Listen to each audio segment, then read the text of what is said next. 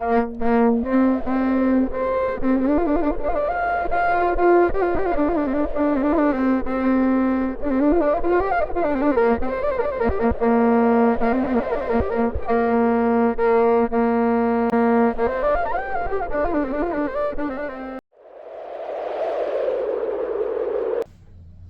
ለእናቷ ምጥ አስተማረች። ልጅ ይሮጣል እንጂ አባቱን አይቀድምም። ልጅ ያቦካው ለራት አይበቃም። ይህን የመሳሰሉ ምሳሌያዊ አነጋገሮች በባህላችን ውስጥ እንዳሉ የታወቀ የተረዳ ነገር ነው። ሰላም ጤና ይስጥልን። ይህ መርሃ የተሰኘ በማህበራዊ መንፈሳዊ ስነ ልቦናዊ ጉዳዮች ላይ ያተኮረ መርሃ ግብራችን ነው። አብራችን ቆዩ። በዛሬው መርሃ ግብራችን ልጆች ወላጆችን ለምን አያከብሩም? ልጆች ወላጆችን ለምን አያከብሩም በሚል ርዕስ አብረን እንቆያለን። እንግዲህ አስቀድሜ መጀመሪያ ላይ በምሳሌ አነጋገሮች የተገለጡት ነገሮች በአንድ በሌላ ልጆችን የሚያሳንስ ልጆችን የማያከብር አነጋገሮችን ልክ እንደ ትክክለኛ ነገር እየተጠቀምናቸው እስከዛሬ ኖረናል። ይህ ምን አስገኝቶልናል? ሌላ ጥያቄ ሊያስነሳ ይችላል። ምናልባት እዚህ ላይ ጥናት ማድረግ ሊያስፈልግ ይችል ይሆናል። ነገር ግን በአንድም በሌላም ግን በማህበረሰቡ ዘንድ ለልጆች ያለው አመለካከት ግን የቱ ቦታ እንደሆነ ግን በአንድም በሌላ መንገድ የሚገልጽ እንደሆነ እንረዳለን። እንግዲህ ወደ ዛሬው ርዕሳችን በስፋት ከመግባታችን በፊት ዛሬ ላይ ባለው ነባራዊ ሁኔታ በአንድም በሌላ ወላጆች ልጆቻቸውን ይወዳሉ፣ የታወቀ የተረዳ ነገር ነው። ከዛ ባለፈ ግን በልጆቻቸው መከበር ደግሞ ይፈልጋሉ። ጥያቄው ልጆቻቸውን ያከብራሉ ወይ ነው። ልጆቻቸውን ያከብራሉ ወይ ወላጆች? በልጆች መከበር መፈለግ አንድ ነገር ነው። ልጆችን ማክበር ደግሞ ሌላ ጉዳይ ነው። እንደ ሀገር ስንመለከተው መሪውን የማያከብር ህዝብ፣ ህዝቡን የማያከብር መሪ፣ መንፈሳዊ አባቶችን የማያከብር ምዕመን፣ ምዕመንን የማያከብር መንፈሳዊ አባቶችን እንደ በአንድም በሌላ በብዛት የምንመለከትበት ዘመን ላይ ያለ ነው። በአጠቃላይ ስንመለከተው መከባበር እንደ ሀገር እንደ ቤተክርስቲያን በብዙ መንገድ የጎደለበት መንገድ የምንመለከትባቸው አጋጣሚዎች ሰፊ ናቸው።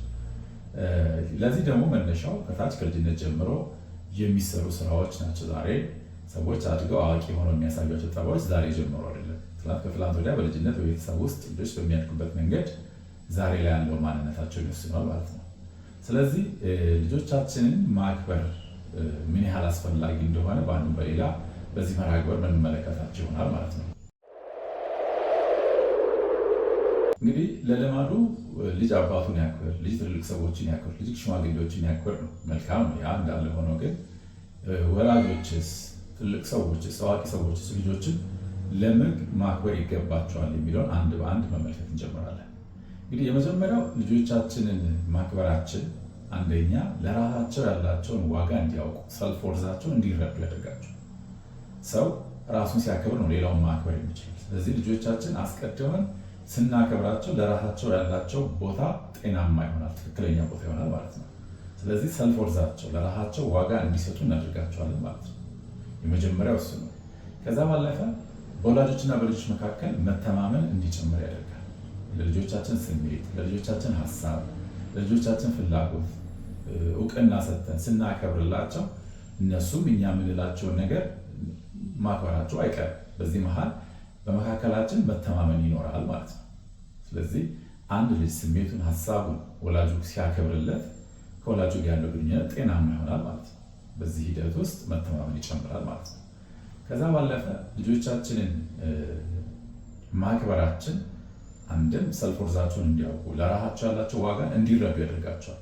ያ ደግሞ ነገ ከነገ ወዲያ በአቻ ግፊት እንዲያወድቁ፣ ሌሎች በአሉታዊ ጓደኞቻቸው በአሉታዊ የአቻ ግፊት ተጽዕኖ ሊያሳድሩባቸው ቢሞክሩ የራሳቸውን ዋጋ ስለሚያውቁ ከክብራቸው ዝቅ ብለው የማይገባ ቦታ እንዳይገኙ እናደርጋቸዋለን ማለት ነው። ለክብራቸው የሚመጥን ነገር ከነሱ ዋጋ ጋር ሊያሄድ የሚችሉ ነገሮች ላይ እንዲገኙ እንዳይሆኑ ይሆናል ማለት ነው። ስለዚህ በአንድም በሌላ ካሉታዊ ተጽዕኖ እንጠብቃቸዋል፣ ካሉታዊ የአቻ ግፊት እንጠብቃቸዋል። ራሱን የሚያውቅ ለራሱ ዋጋ ያለው ልጅ በቀላሉ በአቻ ተጽዕኖ ውስጥ አይወድቅም ማለት ነው። ስለዚህ ሌላኛው ጥቅሙ ምንድነው ስንል ከአቻ ተጽዕኖ ልጆቻችንን መጠበቅ እንችላለን ማለት ነው። ከዛ ባለፈ አርአያነትን ይማራሉ። እነሱም ሌሎች ልጆችን፣ ሌሎች ሰዎችን ማክበር የሚማሩት እኛ ስናከብራቸው ነው። እኛ ስናከብራቸው እነሱም ደግሞ ሌሎች ታናናሾቻቸውን ማክበር ይችላሉ፣ ሌሎች ሰዎችን ማክበር ይችላሉ። ስለዚህ ሌላኛው አርአያነትን ማስተማር ጭምር ነው። እኛ ወላጆች ሆነን ልጆቻችን ስናከብር ልጆቻችንም ደግሞ ሌሎች ሰዎችን በቀላሉ የሚያከብሩ የምናደርጋቸው እኛ ስናከብራቸው መሆኑን መርሳት የለብንም። ከዛ ባለፈ የስሜት ብስለታቸው ይጨምራል። ኢሞሽናል ኢንተለጀንስ የምንለው የስሜት ብስለት ማለት ስሜትን መለየት ማወቅ፣ በስም መለየት፣ እንዴት መግለጥ እንዳለባቸው መረዳት መቻል ማለት መቼ፣ እንዴት፣ በምን ሁኔታ መግለጥ እንዳለባቸው እንዲረዱ ይሆናል። ስለዚህ ስሜታቸው በተሰማቸው አጋጣሚ ሁሉ ዝም ብሎ ስሜታቸውን የሚገልጡ ሳይሆኑ ከምንም በላይ መቼ፣ እንዴት፣ በምን ሁኔታ ስሜታቸው መግለጥ እንዳለባቸው የተረዱ ይሆናሉ። የሌላውን ስሜት ያከብራሉ። ሰው ላይ ዝም ብሎ መጥተው አይጮሁ። ምክንያቱም የሌላውን ስሜት ማክበርን አስቀድሞ የተማሩ ስለሆነ ማለት ነው። የራሳቸውን ዋጋ ያውቃሉ፣ የሌላውንም ሰው ዋጋ ስለሚረዱ ማለት ነው። ራሳቸውን ያከብራሉ፣ ሌላውን ማክበር እንዳለባቸው ስለሚረዱ ማለት ነው። ስለዚህ የሚሰማቸውን ስሜት እንዴትና መቼ መግለጥ እንዳለባቸው የሚረዱ የስሜት ብስለት ያላቸው ልጆች እንዲሆኑ እናደርጋቸዋለን ማለት ነው። ከዚህ በተጨማሪ በውሳኔ አሰጣጥ ክህሎታቸው እንዲዳብር ልናደርጋቸው እንችላለን። ልጆች በተለይ ገደብ ባለው ሁኔታ አማራጮችን አቅርበን በራሳቸው እንዲወስኑ በማድረግ ውሳኔያቸውን ስናከብርላቸው በሂደት ውሳኔ አሰጣጥ ክህሎታቸው እንዲጨምር፣ ኮንፊደንሳቸው በራስ መተማመናቸው እንዲጨምር፣ ፕሮብሌም ሶልቪንግ ስኪላቸው ችግርን የመፍታት አቅማቸው እንዲጨምር እናደርጋቸዋለን። በዚህ ሂደት ውስጥ የውሳኔ አሰጣጥ ክህሎቶቻቸው እንዲዳብሩ እናደርጋቸዋለን ማለት ነው። ውሳኔያቸው ሲከበርላቸው ለካ እኔ በራሴ መወሰን እችላለሁ፣ አቅም አለኝ የሚል ስሜት ይፈጠርባቸዋል። በሂደት ተገቢ የሆነ ውሳኔ አሰጣጥ ክህሎትን እንዲማሩ እናደርጋቸዋለን ማለት ነው። ከዛ ባለፈ ሌላው መሰረታዊ ነገር ልጆቻችን ማክበራችን የሚጨምርላቸው ምንድነው ስንል የራሳቸው የሆነ ወርልድ ቪው ወይም ነጽሮተ ዓለም እንዲኖራቸው እናደርጋለን። ዓለምን የሚመለከቱበት የራሳቸው መነጽር እንዲኖራቸው እናደርጋቸዋለን ማለት ነው። በአንድም በሌላ ከቀሪ ዓለም ጋር ኢንተራክት በሚያደርጉበት ጊዜ ከቀሪ ዓለም ጋር ባላቸው መስተጋብር የራሳቸውን ዋጋ ስለሚያውቁ ሌላውን ሰው የሚያከብሩ ይሆናሉ። ሌሎች ሰዎች ምናልባት በአሉታዊ መንገድ ሲንቋቸው፣ ሲያሳንሷቸው ወይ ደግሞ ሊረጧቸው ቢሞክሩ ያንን እሺ በጄ የማይሉ ከምንም በላይ የራሳቸውን ክብር የሚያውቁ የሌላውን ክብር የሚያውቁ እናደርጋቸዋለን። በቀላሉ በዓለም ውስጥ ገብተው በአሉታዊ ተጽዕኖ ውስጥ እንዳይወድቁ እናደርጋቸዋለን። የራሳቸው ነጽሮተ ዓለም አላቸው፣ የራሳቸው ስብዕና ያላቸው ይሆናሉ ማለት ነው።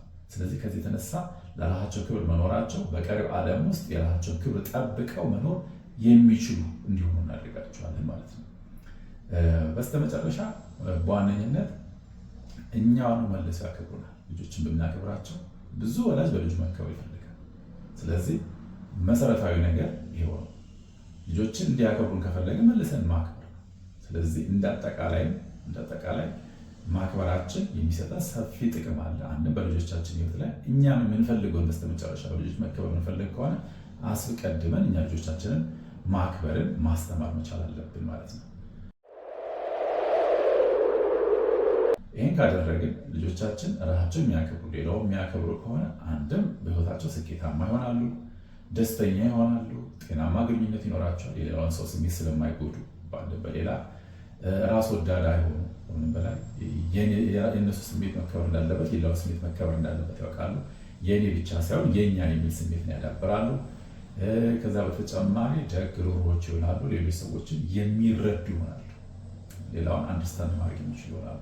ስለዚህ ሪስፔክትን ወይም መከባበርን ከታች ከልጅነት ልጆችን ማስተማር ነገ ከነገ ወዲያ በህይወታቸው ላይ ትልቅ አንድ ማዕዘን የማስቀመጥ ያህል ነው እና ራሳቸው የሚያከብሩ ሌላውን የሚያከብሩ ልጆችን ማሳደግ የምንችልበት መንገድ ስለሆነ አስፈላጊ በጣም ክሪቲካል የሆነ የህይወት ክህሎት ስለሆነ ወላጆች ልጆቻቸውን ማክበርን፣ መከባበርን አክብረኝ ሳይሆን አክብሮ በማሳየት አርአያ በመሆን ልጆችን መከባበርን ማስተማር ያስፈልጋል ለማለት ነው። ክብረት ይስጥልን። ይቆያል።